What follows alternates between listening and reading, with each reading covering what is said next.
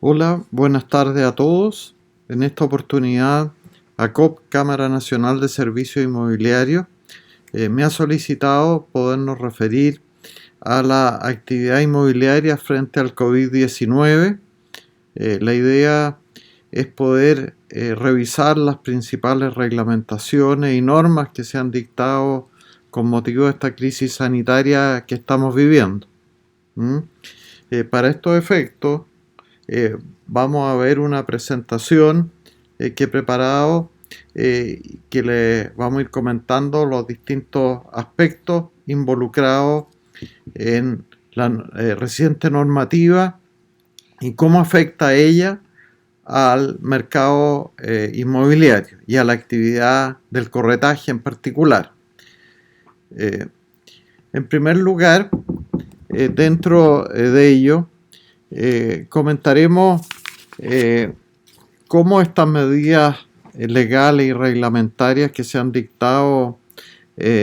frente a la emergencia sanitaria y al COVID-19 han afectado al desarrollo del mercado inmobiliario y lo veremos en distintos ámbitos. Enseguida nos referiremos a el cumplimiento de los contratos frente al COVID-19, en qué situación se encuentran los contratos de arrendamiento vigentes, las promesas de compraventa, los cierres de negocio, los contratos de construcción. Luego nos ocuparemos de algunas medidas económicas que ha estado tomando el gobierno como una forma de apoyar esta crisis a las familias y a las empresas. Especialmente nos referiremos a la Ley 21.225 sobre el bono de apoyo a los ingresos familiares, a la capitalización del Banco al Estado, reducción transitoria al impuesto de timbre y estampilla y a ciertas medidas para incrementar la liquidez fiscal. Luego nos preocuparemos del Decreto Supremo 420 del Ministerio de Hacienda, que da facilidades y postergaciones en el pago de impuestos, y a la Circular 24 del Servicio de Impuestos Internos sobre rebaja de las contribuciones para los adultos mayores. Enseguida trataremos ciertas medidas laborales y en particular la ley del teletrabajo y la conocida como Ley de Protección al Empleo, que pretende mitigar todos los efectos económicos en el mercado laboral. Y por último, nos referiremos a la Ley 21.226 sobre suspensión de juicio, audiencias y actuaciones judiciales y arbitrales. Como pueden ver, tenemos una temática bastante amplia que nos referiremos especialmente mirado desde una perspectiva de la actividad profesional del corretaje de propiedades y de la actividad inmobiliaria en general. En primer lugar, la situación de emergencia sanitaria y declaración de catástrofe del mes de marzo pasado obedece a, como todos sabemos, a una crisis producida por una emergencia sanitaria a nivel mundial. Según las cifras de la OMS, al 1 de abril pasado, había más de 1 millón de contagiados en 200 países, más de 50.000 personas fallecidas. En el caso de Chile, las cifras de los primeros días de abril nos mostraban 3.000 diagnosticados con COVID, 94 aduanas sanitarias y 22 cordones de protección, cuarentena, toques de queda y en general todo lo que hemos venido conociendo por la prensa y por los medios en los últimos días. Ahora, ¿qué significa esto del punto de vista legal y del punto de vista práctico en el ejercicio de la actividad inmobiliaria y en el ejercicio del corretaje y en la actividad de los negocios? En primer lugar, la declaración de catástrofe por el presidente de la República significa la facultad de las autoridades de restringir el derecho de locomoción, de trasladarse de un punto a otro, el derecho a reunión, el derecho a propiedad. Se pueden requisar bienes en ciertas circunstancias, se pueden dictar medidas administrativas extraordinarias, por ejemplo, trabajo en horarios especiales para la administración pública, por lo que podemos ver que las medidas que se pueden decretar en esta situación extraordinaria de emergencia son bastante amplias. Por lo que es interesante preguntarnos cómo enfrentar legalmente lo que estamos viviendo frente a la actividad inmobiliaria.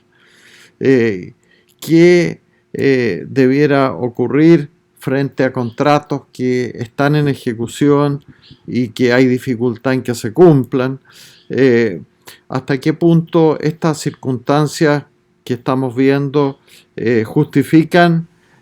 modificar los contratos, modificar las obligaciones o postergar, por ejemplo, los pagos en un contrato de arrendamiento, o rebajar la renta, o postergar la celebración, o celebrar un contrato definitivo de compraventa, renegociarlo? Todo esto nos ocuparemos en esta tarde, especialmente con algún grado de detalle para poder dar una visión, a mi juicio, en qué situación estamos y cómo enfrentar lo que hoy día estamos viviendo. Igualmente comentaremos algunas medidas extraordinarias económicas, tributarias, laborales, judiciales, que es conveniente tener en cuenta. Por ejemplo, todas las postergaciones tributarias. Ahora, entrando en lo que respecta al cumplimiento de los contratos frente al COVID-19, en primer lugar, es conveniente tener claro que la sola existencia de un decreto presidencial de catástrofe no significa que las obligaciones que están en los contratos no tengan que cumplirse. El contrato, lo que las partes hayan pactado, obliga, es una de las reglas rectoras de nuestro ordenamiento jurídico, el conocido como el principio del pacta sunt servanda, que no se puede alterar las obligaciones establecidas en los contratos. Sin embargo, hay que tener claro de que muchos pensarán que estamos frente a un escenario distinto y que podría quizás alegarse la fuerza mayor como causal de extinción de las obligaciones.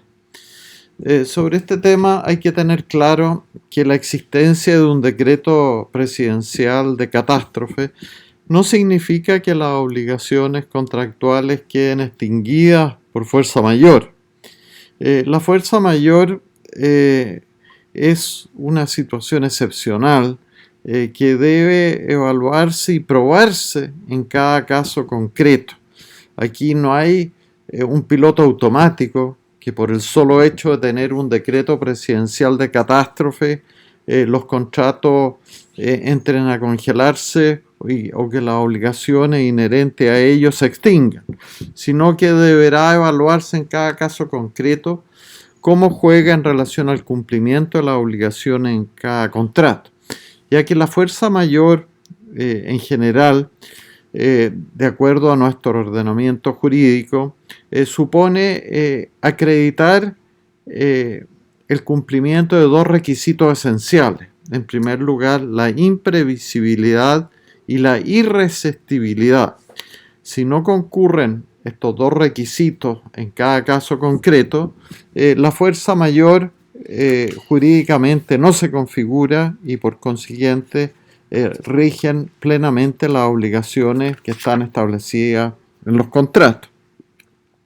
Ahora, si nos adentramos en la situación de los contratos inmobiliarios más frecuentes, tratándose en primer lugar de los contratos de arrendamiento, pensemos que hoy día es habitual o es bastante recurrente, que existen cierto tipo de propiedades arrendadas que no se están pudiendo explotar, como por ejemplo los locales comerciales que con motivo de la cuarentena o de los cordones sanitarios han debido cerrar sus puertas. Pensemos el funcionamiento de los malls, de los centros comerciales. Ahí estamos en una situación que tendrá que examinarse en cada caso para buscar cuál es la solución más satisfactoria. Ahora, tratándose de los contratos de promesa de compraventa, la sola circunstancia de haber firmado un contrato de promesa y estando vigente o pendiente la celebración del contrato definitivo de compraventa, se produce el coronavirus, no significa tampoco que las obligaciones de dicho contrato queden en suspenso o que no deban cumplirse. Tendrán también que acreditarse, en el caso concreto, hasta qué punto concurren situaciones extraordinarias en que se configure la fuerza mayor, la irresistibilidad que veíamos, la imprevisibilidad, lo cual no es tan fácil de probar y seguramente muchas de estas situaciones derivarán en procesos judiciales o arbitrales. Ahora, tratándose de los contratos de mutuos hipotecarios, los bancos han, cada uno de ellos, tomado posiciones distintas. Algunos han ofrecido postergar el pago de los dividendos y trasladarlo al final del crédito, otros otorgar un crédito de consumo por unos meses para solucionar el pago de los dividendos que se devenguen durante este periodo. En fin, es una situación que cada deudor hipotecario tendrá que renegociar con su respectivo banco, pero no hay normas imperativas o obligatorias que sean aplicables al respecto. Ahora, tratándose de otros préstamos bancarios como créditos de consumo, también los bancos están abiertos a flexibilizar la exigibilidad del pago de las cuotas en el entendido que éstas se posterguen y será una situación que cada acreedor bancario tendrá que resolver con sus respectivos clientes. Ahora bien, tratándose de los contratos de construcción, se ha consultado en forma recurrente hasta qué punto se podría alegar la fuerza mayor por las paralizaciones de obra, hasta qué punto contratos que se estaba construyendo, por ejemplo, un edificio y que por motivo de la cuarentena o de los cordones sanitarios se ve impedido total o parcialmente de seguir adelante con la ejecución de la obra. En este aspecto habrá que ver en primer lugar si estamos frente a contratos de obra del sector público, si son contratos de obra pública, contratos de concesiones que tienen su normativa especial, o si por el contrario se tratan de contratos del sector privado, en que tendrá que en cada caso analizarse hasta qué punto estas paralizaciones de obra dispuestas por la autoridad, tratándose de los contratos de obra pública, por ejemplo, quién debe asumir el costo de todas esas improductividades. Si bien en los contratos de obra pública la regla general es que los riesgos son del contratista, estamos aquí frente a una situación excepcional. Ahora, trasladado esto al sector privado, también podría discutirse la invocación de lo que se denomina la teoría de la imprevisión, hasta qué punto estamos frente a un hecho sobreviniente extraordinario, el coronavirus, que cambie las circunstancias en que el contrato debía ejecutarse al estar paralizada la obra y poderse, como consecuencia de ello, renegociar o revisar el contrato. En tercer lugar, tratándose de la ley 21.225 aprobada recientemente sobre los bonos de apoyo a los ingresos familiares, la capitalización del Banco al Estado, la reducción transitoria al impuesto de timbre y estampilla y ciertas medidas para incrementar la liquidez fiscal, se trata de una ley que apunta a otorgar beneficios económicos tanto a las personas como a las empresas que han sido fuertemente impactadas por esta crisis, esta emergencia sanitaria. En primer lugar, la ley establece un bono de 50.000 pesos no imponible ni tributable para los hogares que pertenezcan al 60% más vulnerable del registro social de hogares. Este bono lo va a pagar el Instituto Previsional de Salud dentro de 90 días a partir del 2 de abril pasado. Luego tenemos la capitalización del Banco del Estado por 500 millones de dólares, la cual operará previo informe favorable de la CMF, la Comisión para el Mercado Financiero, y esto dentro de un horizonte de 12 meses. Enseguida, una medida que es importante tenerla presente es la reducción transitoria del impuesto de timbre y estampilla. Este impuesto se reduce para todas las operaciones de crédito de dinero, los mutuos, que se otorguen entre el 1 de abril y el 30 de septiembre de 2020. La ley no distingue montos ni distingue beneficiarios, de modo que se aplica para todas las operaciones. Luego, dentro de esta ley se contienen ciertas medidas para aumentar la liquidez de los recursos fiscales. Es así como se faculta al presidente de la República para aumentar la liquidez mediante darle la autorización para contraer obligaciones durante el año 2020 hasta por 4.000 millones de dólares para paliar los efectos críticos económicos que ha generado, está generando y seguirá generando esta crisis.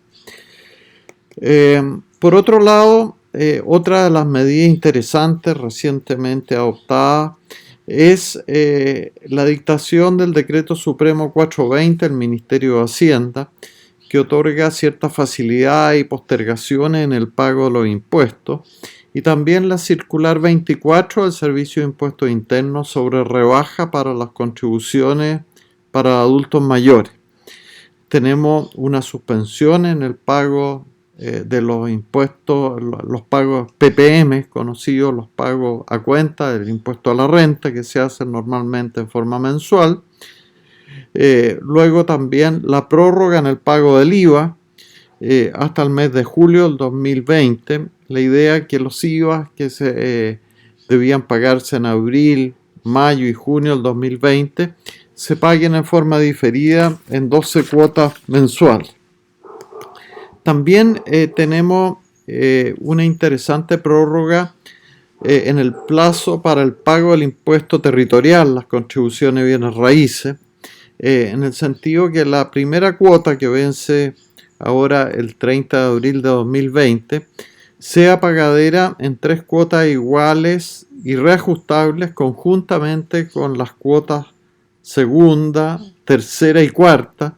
que se pagan en junio, septiembre y noviembre de este año.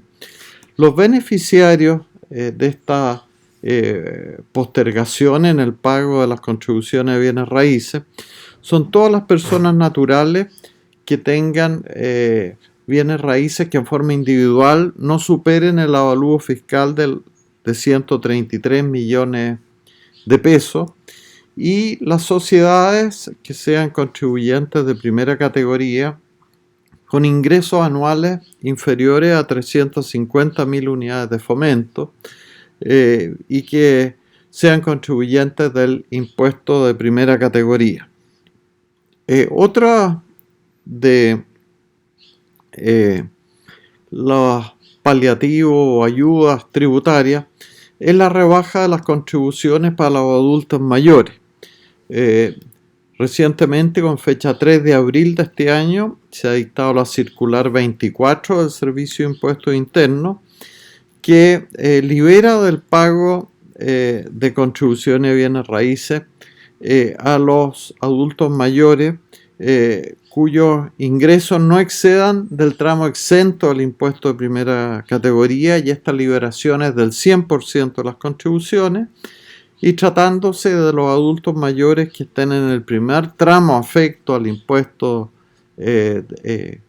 global complementario, la exención es de un 50% de las contribuciones. Por otro lado, también se contempla en esta normativa una prórroga para el plazo para pagar el impuesto de primera categoría de la renta, que debía hacerse a más tardar el 30 de abril de este año. Se prorroga hasta el 31 de julio próximo para todas las empresas que puedan acogerse al régimen ProPyme. También otra de las medidas para que las personas puedan tener mayor liquidez, tratándose tanto de las personas naturales como de las empresas pyme, se establece el pago anticipado de la devolución de impuesto a la renta. La idea es que dentro del mes de abril se van a cursar las devoluciones anticipadas de impuestos para los contribuyentes que hagan oportunamente la declaración de impuestos a la renta. También tenemos la condonación de los PPM de abril, mayo y junio de 2020, en que aquí los beneficiarios son todos los contribuyentes, no se establece limitación. Y también la condonación de intereses penales y multas, tratándose del pago de impuestos fiscales, las cuotas de abril, mayo y junio. Y por último, en materia tributaria, tenemos la prórroga de la entrada en vigencia de la opción entre regímenes tributarios. De acuerdo a la reciente reforma tributaria aprobada hace algunas semanas atrás, existen 3 regímenes tributarios que se debía optar por ello ahora en abril. Esto ha quedado postergado hasta el mes de julio. La idea es que los contribuyentes puedan optar entre el régimen general, el régimen ProPyme o un régimen opcional de transparencia tributaria. También, por otro lado, con motivo de esta crisis del COVID-19, se han adoptado y se han aprobado en el Congreso 2 importantes leyes en materia laboral: la ley conocida como el teletrabajo y la ley de protección al empleo. Tratándose de la primera de ellas, la ley 21.220 sobre el teletrabajo a distancia, esto debe pactarse en un anexo al contrato de trabajo por escrito, supone un acuerdo entre el empleador y el trabajador, y debe determinarse el lugar donde se prestará el trabajo. Este anexo al contrato debe registrarse dentro del plazo de 15 días electrónicamente en la dirección del trabajo. Luego, tratándose de la ley 21.227 sobre protección al empleo, la idea de esta ley es tratar que las empresas puedan pasar esta crisis sin desaparecer y sin desmantelar su planta, y poder proteger el empleo y que los despidos sean lo menos posible. y por eso se establece un acceso extraordinario al seguro de cesantía. La idea es que la paralización de actividades que implica que, por ejemplo, con motivo de la aplicación de la cuarentena o de las barreras sanitarias, las personas no pueden concurrir a su lugar de trabajo y por el trabajo que ejecutan es inherente que estén presentes en el lugar donde se desarrolla el trabajo. Pensemos, por ejemplo, en la construcción de un edificio, un trabajador, un albañil que claramente no va a poder prestar su trabajo desde otro lugar. En este caso, la ley establece que se suspende la relación laboral de pleno derecho, pero los empleadores siguen obligados a pagar cotizaciones previsionales y de seguridad social mientras se mantenga esta suspensión de la relación laboral, y la idea es que el empleador no puede desvincular a los trabajadores, lo cual significa que los contratos de trabajo, si bien quedan suspendidos, pero siguen vigentes. La idea es que esta ley tiene el respaldo de un fondo con recursos fiscales que están asignados para estos efectos de 2.000 millones de dólares para la sostenibilidad financiera del fondo que se crea para estos efectos, y la idea es que suspendida la relación laboral de pleno derecho, los trabajadores puedan optar al seguro de cesantía que les va a pagar un porcentaje del sueldo, al principio un 70% y en forma escalonada va disminuyendo. Por último, me quisiera referir a la ley 21.226 sobre suspensión de juicios, audiencias, actuaciones judiciales y arbitrales. Lo que se trata aquí es de, mediante esta ley, es que los servicios de justicia se mantengan activos en temas esenciales y que solo en los casos de cierto tipo de procedimientos se suspendan. Así, por ejemplo, tratándose a los tribunales arbitrales, la idea es que los arbitrajes puedan, en materia comercial, seguir haciéndose y no se suspendan las audiencias ni la tramitación de los arbitrajes mientras no se entre a los términos probatorios. Ahora, si por un determinado circunstancia una de las partes no puede hacer valer sus derechos, la idea de esta ley es proteger el debido proceso y que el afectado pueda alegar un entorpecimiento que no pudo defenderse dentro de los 10 días siguientes al cese del impedimento. Durante la vigencia del estado de excepción de catástrofe, se entenderán interrumpidos los plazos de prescripción de las acciones con la sola presentación de la demanda. A título de cierre de lo que hemos venido conversando, quisiera comentarles de que estimamos que todas estas modificaciones legales y reglamentarias apuntan a la dirección correcta de frente a esta crisis y esta emergencia que estamos viviendo, poder tratar de buscar una solución satisfactoria y oportuna, de modo de que las actividades, tan pronto la crisis sanitaria termina, puedan restablecerse. Y es por ello que estimamos que en definitiva es difícil dar recetas generales en esto. Es difícil de alguna forma, cada situación es distinta y cada contrato es distinto, pero hay que tener claro de que la invitación es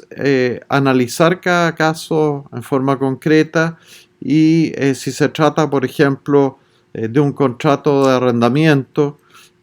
sincerar la situación entre el propietario y el arrendatario y buscar una solución satisfactoria mientras dura esta situación de emergencia. Lo mismo ocurrirá en un contrato de construcción, por ejemplo, en que ponerle término anticipado al contrato